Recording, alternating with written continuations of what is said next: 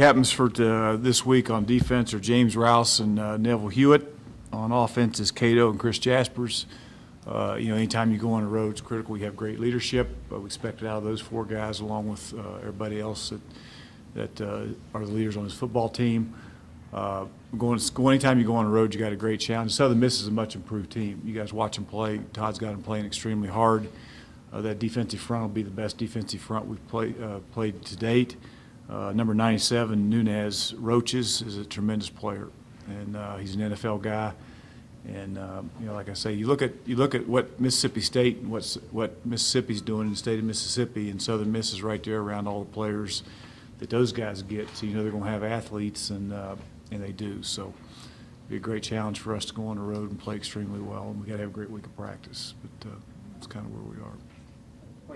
Anything you got done last week that you had kind of been thinking, Yeah. hey, we needed time to get to this? We had a couple players, and don't, we kind of treated this off week the same as we did the week, the open day prior to Old Dominion, and we get them back Monday and Tuesday. They kind of have off except for lifting, and then Wednesday, Thursday, and Friday we go back to work. And the one thing we did a little bit more this week, there was about 4 or 5 younger players that needed work. I had a couple tailbacks, Pittman and Bird. I wanted to get them physically, find out how tough they were, and get them some carries where they actually got hit, because at some point during the year we may need those guys. We did the same thing with some of the younger defensive players. So, they got some more physical work than some of the older guys did, but I thought we made progress with a couple younger players, and then continue to get better, with the older guys. That has to continue this week. And they're so one-dimensional offensively. I mean, they pass, and that's kind of what their gig is.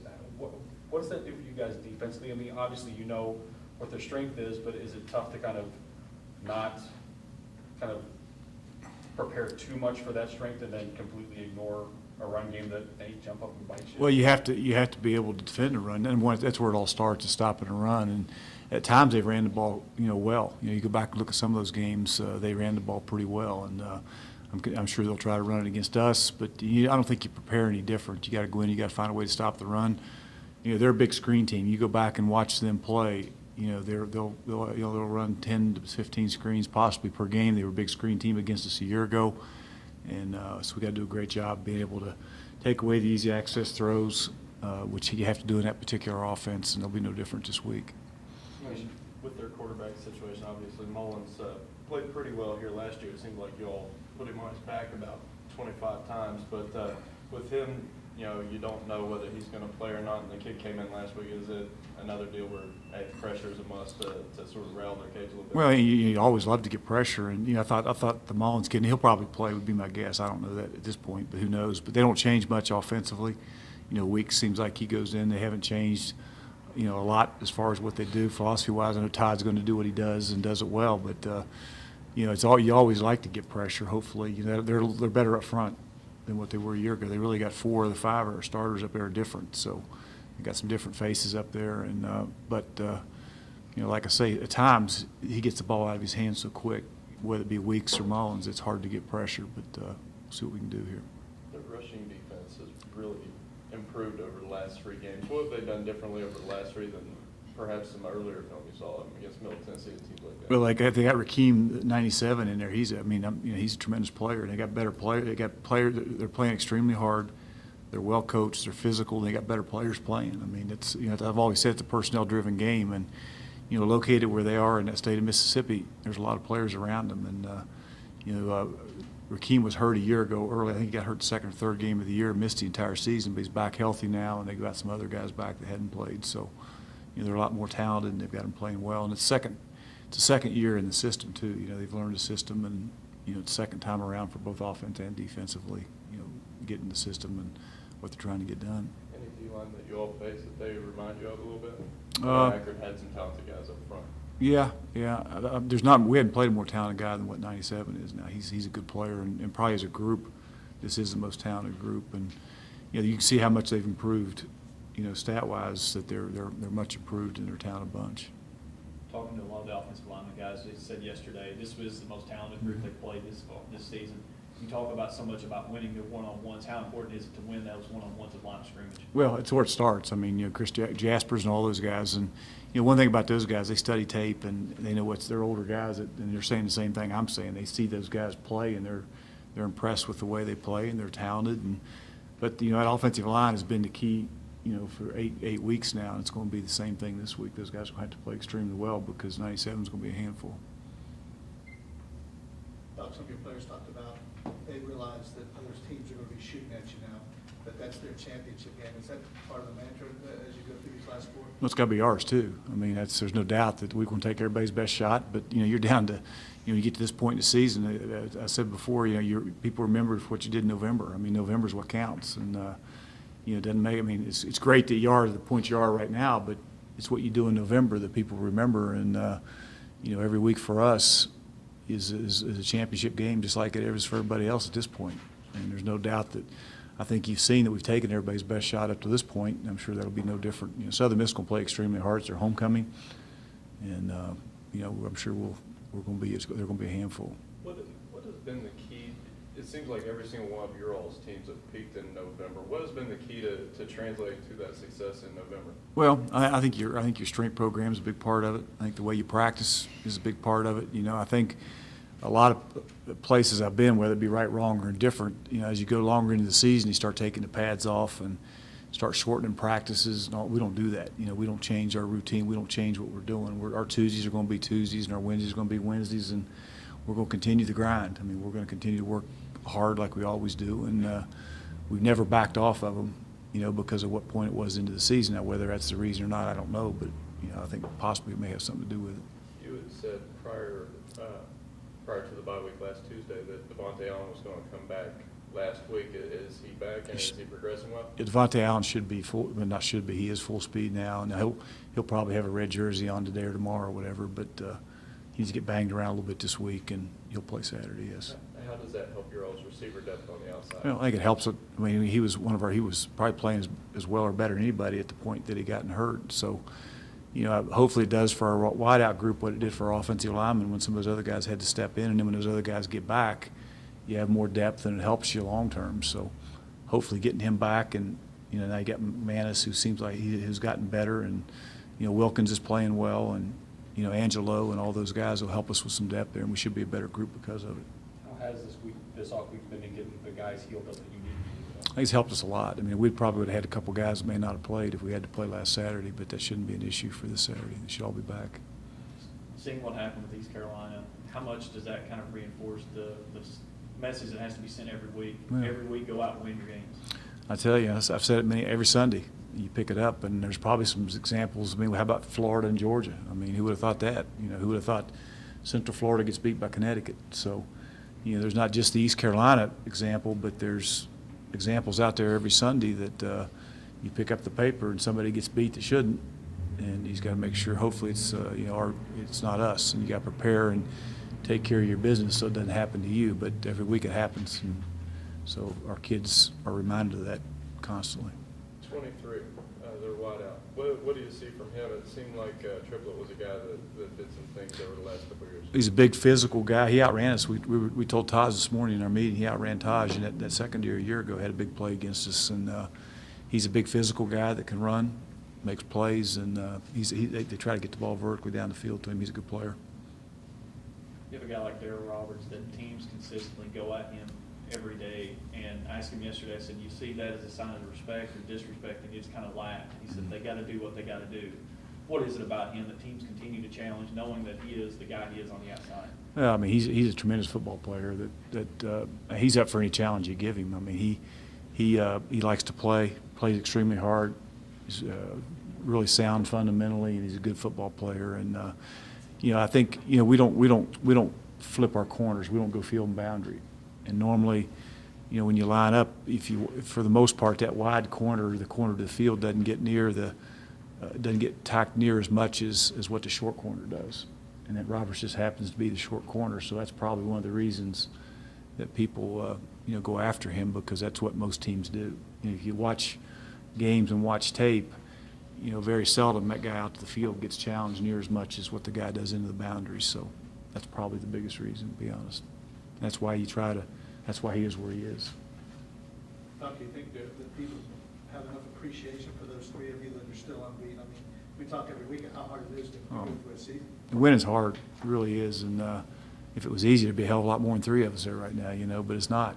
And, you know, it's every week's a new challenge. You know, when you're dealing with 18 to 21-year-old kids, you know, it's a challenge every day and every week. So, you know, you just got to make sure, and again, you got to have great leadership. You've got to make sure that they understand that preparation is the key.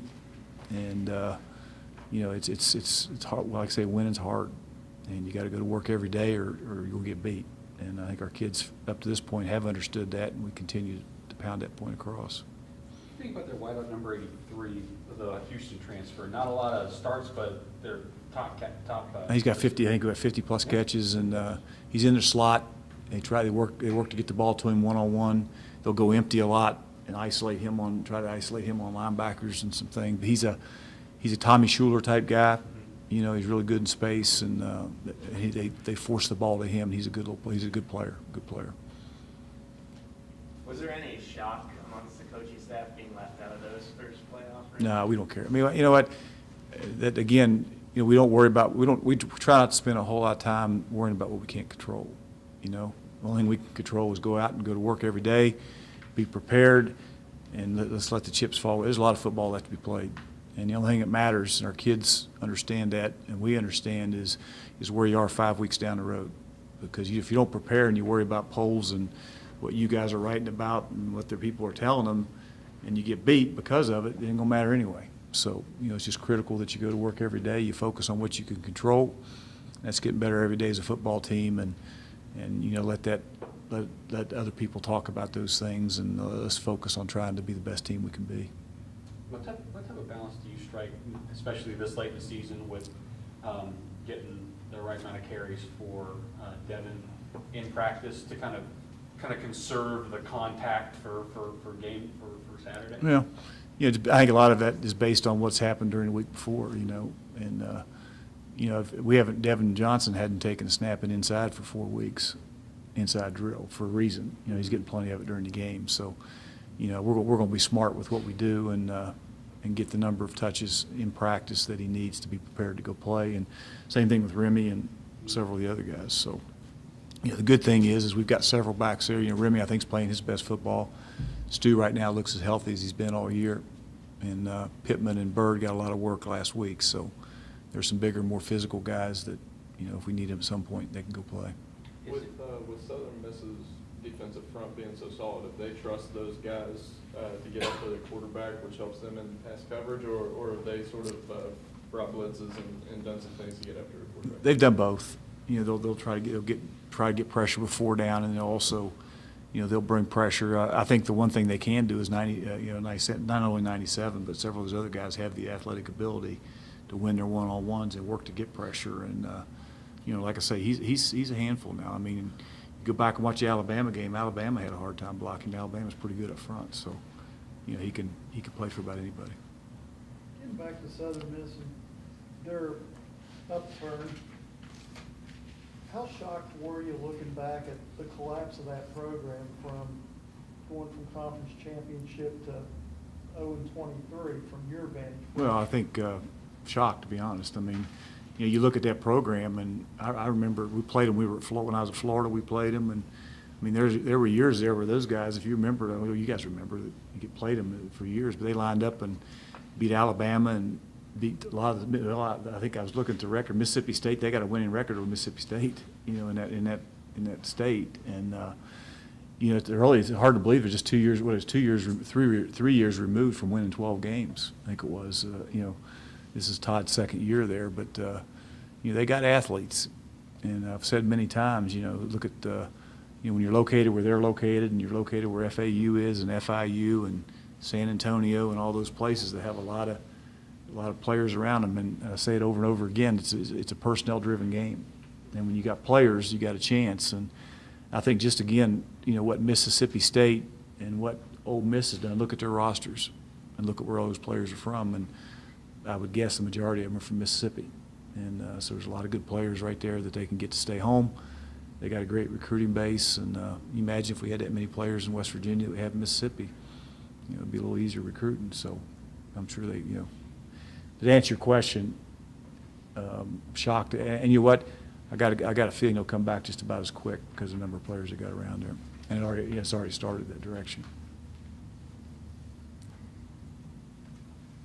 Anything else? I think a pretty good kicker in a league that tends to turn out good place kickers. They got a pretty good one, don't they? They do. Like I say, they got, you know, they're a much improved football team. Todd deserves a lot of credit, you know, what he's done with that team, and like I say, it'll be a handful. We got to have a great week of practice, and we have to go down there and play our tails off. That's for sure. Any adjustment, Doc, in your kickoff coverage when you're going down on kicks? You know, it seems like it's been close, hasn't really burned you, but there's Well, been some. you know, we were good, Woody, up until the last game, and a lot of that, it's a combination of the ball not getting put where it belongs by the kicker, and our coverage was not what like it, but we spent a lot of time on that, and that has to. Our punt's been tremendous.